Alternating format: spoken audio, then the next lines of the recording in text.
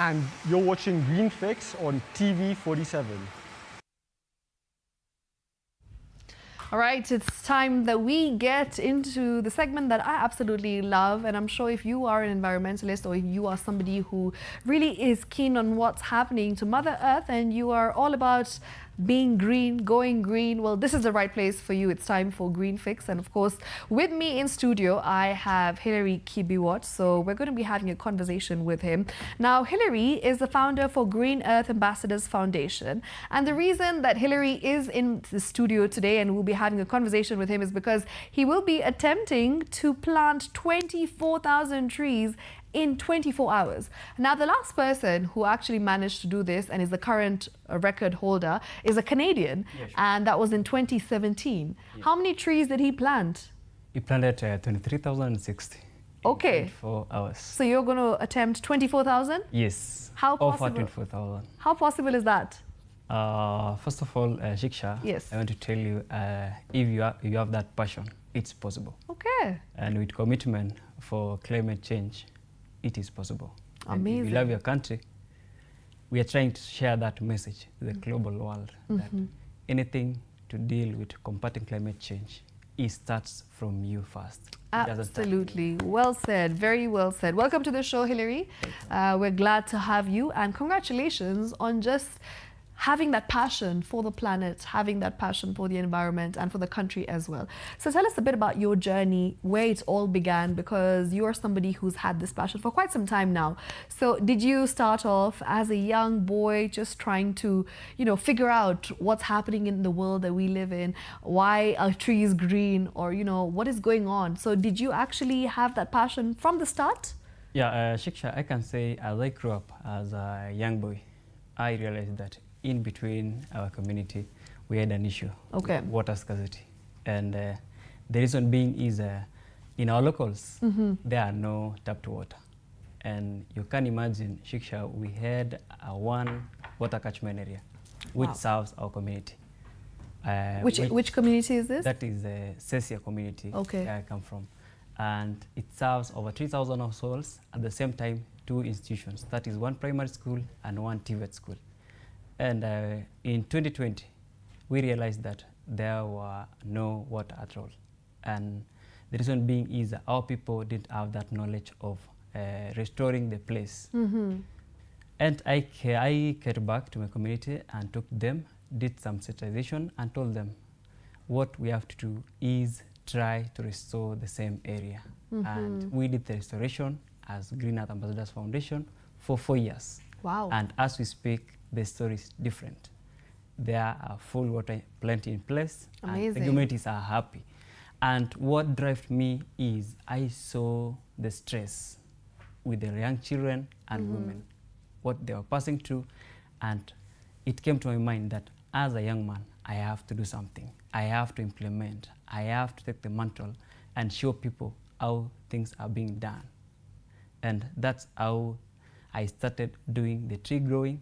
And up to date, I'm still advocating for tree growing as a gentleman. Brilliant. And I love it. I love it. I love that. I love the initiative, and I love the fact that you've already started working and you have a mission, which is amazing, because as a young person, I feel once you have your eyes set on the prize, as I said earlier on, there's nothing that can stop you. Yes. So far, how many trees have you managed to plant in your entire life? In my entire life, I have managed over I cannot say me alone. Yes. I can say together with my team of Green Earth Ambassadors Foundation, we've managed to plant over 2 million trees. 2 million trees? Yes, What? How many years has that been of planting trees to reach 2 million? Up to date. That's from 2019 up to date. Wow. Yeah. That's not even 10 years. And as we speak, let me tell you, I have a great team whereby everybody is committed. We always have that resilience that if without money or wit, we can do it. We can try to bring people together and concentrate our heads on matters climate action as youths. My concentration actually is on youths. Amazing. Yeah, and that's where I get that manpower, because you find that TVETs are youths. High schools are teenagers, whereby they graduate to youths. Yes. And if you bring them together, you find that they will have that mindset that this is a good thing. And this world is driven by youth. And if you do your research well, that person who planted 23,060 was a youth, a Canadian youth. Yeah. And he did it very well. Yeah. And why not us? Absolutely. Yeah. Absolutely. So as a Kenyan, we love his country, and also I love the agenda being driven by the president, President Dr. William Samoei Ruto, on matters climate change and 15 billion tree growing vision 2032. I'm trying also to share a message that vision 2032 of 15 billion is possible. And it's not only possible by saying, it's possible by actions. Yes. You start by yourself, plant a tree, do it, and you will reach there. It's very interesting that you've mentioned that you have used the youth to come and help you in your mission, and you've got some great help so far. So as we talk about this specific Guinness World Record that you're aiming to break, right? How exactly will you manage to achieve that 24,000 mark? Is there a plan, a game plan? Do you have any strategy? Are you going to be with a group of people? How will it work? First of all, allow me to tell you that that plan, I didn't just wake up and say I want to do this, try this World Guinness. Absolutely. What came into my mind is that I have been planting trees. Not planting, growing actually. I want to see that it serves its purpose. So it came to my mind that I have to do something different, unique. So on December, I applied for World Guinness. Wow. I didn't want to cut shortcut, but to go directly through all requirements. And they did their analysis. They found that this guy has been doing tree growing. After 3 months, they gave me their accreditation. Amazing. That's approval. And they give me their guidelines. And after that, I went ahead and seek for some endorsement through the Ministry of Environment under the State Department of Forestry. It went through. And for that regards, I went back with my team, and now we've set our technical team in place whereby they will make sure everything runs as we want. Because remember, this is not an easy task. Yes. Growing 24,000 requires a team whereby they will make sure as a person, because this is individual attempt. Oh, so it's just you? This is me. Wow. And I'll be doing it alone. That's 24 hours. How many minutes does it take? So per minute, yeah, I'll make sure that it should be 17. But for me, I've done some drills. I'll be doing 20. 20 trees in a minute? Yes. How realistic, how achievable is that? Because if you know, at the top of my mind, the first thing that I think about, it's impossible, because 20 trees in 1 minute. Yes. How does a human being manage that? You're not a robot. So how are you going to make that happen? I'll manage. First of all, I'm undergoing my training. What? Morning training, so that I make sure that my speed doesn't reduce. Because remember, it is me for the time. Wow. And I want also to make sure that the trees I'm going to grow, I'm not only doing the tree planting and move. I'm going to do a realistic tree planting to make sure that survival rate is 95%. So it's not an easy task ahead of me, but I'm ready for it. I'm going to make sure that I break that record. But remember, I want to make sure that I leave a point that it's not only breaking the record, but to send a message to global that it is possible. We commit ourselves towards combating climate change through actions as a youth. Beautiful. I'm so proud of you, because it's nice to see young people like yourself take up such initiatives to raise awareness on the current situation that we have in the world with regards to deforestation, you know, climate change, global warming. It is a crisis. Yeah. And the fact that young people are getting involved, it just makes me so proud. Let me ask you, have you managed to get hold of Trufena? Have you been in conversations with her? And maybe she should have given you some advice on what to do, because she also currently is a record holder. Yes. Surely I can say no, but I've been trying to get some advices through various stakeholders. Okay. Those are trainers, gym guys who are specialists on matters, a pull-up of a 24 hours task. Wow. How can it be achieved? Yes. At the same time, I have my personal doctor in place as we speak through some sponsors, and they are working to guide me. What am I supposed to take during the whole 24 hours?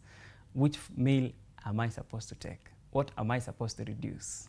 So everything is in place. Okay. But for Truvena also, I congratulate her. She did a good work. It's a brilliant idea. And the message is all that we have to do something. Absolutely. And Shiksha, this is so good because as a media, for example, you are doing something on matters, sharing the message, information to reach everybody. Yes. And we appreciate that. Oh, thank you. Yeah. Thank you very much. Of course, that is Hilary, who has been with us. Now, Hilary, before you leave, I would like you to just give your closing remarks and any message that you have for our viewers, any message for someone watching at home with regards to what your mission is and what your agenda is with the Guinness World Record attempt. So first of all, I want to say thank you for hosting me, Shiksha. Number two is I want to invite everybody to witness. It will be amazing. Not only me planting 24,000 tree seedlings, but also we will have a site for corporate, for community, and everyone to do a tree growing. So remember, we are targeting over 50,000 tree seedlings. So the only thing is I can share to my people is that let's continue conserving our environment and not only planting, let's grow so that it serves its purpose. And also let's promote and support the agenda of the president, that is 15 billion tree growing vision 2032, of which it is achievable. Thank you so much. Brilliant, brilliant. Thank you so much for coming on here, Hilary Kibiwott.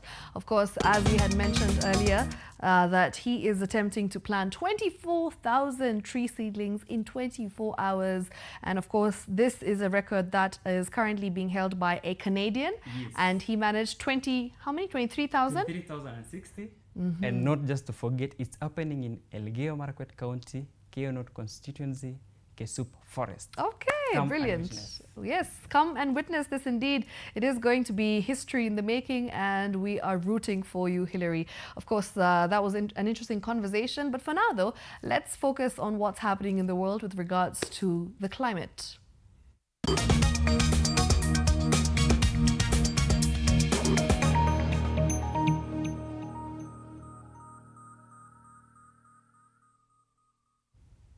Now, top on climate news tonight, the media has been challenged to step up efforts in reaching grassroots communities to document and share indigenous knowledge on sustainable fishing practices. As Quinto Wafulana reports, stakeholders say tapping into this traditional wisdom could be key to promoting sustainable fishing and protecting aquatic ecosystems. Despite concerns about the risks of overexploitation of aquatic resources along the Indian Ocean, generations have long relied on indigenous fishing methods that not only sustain livelihoods but also help preserve fish stocks. However, experts say this knowledge remains largely undocumented and risks being lost as modern and often unsustainable practice takes center stage. But there's much more that the community have in terms of indigenous knowledge, because they have lived with the ocean. They understand it. They know the tides. They know when to go fishing. Their effort and their resources to report about the community, to learn more about the community means some of the things that would have gone uncovered will be covered, that would have gone without any mention. Will be At the coast, community-led conservation efforts are already demonstrating the power of traditional knowledge in safeguarding marine life. This is the Kuruiti Conservancy in Kilifi County.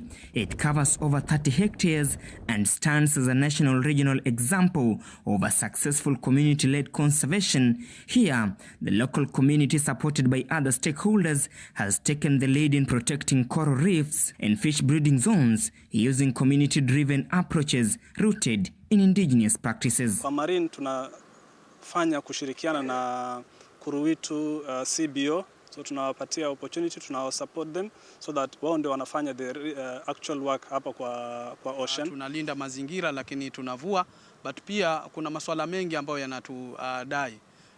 Unajua media ndio itatufanya sisi tuweze kujua kwamba impact hizi ambazo tunazipata zinatokana na nini. Tupate nafasi ya kuchimba zaidi.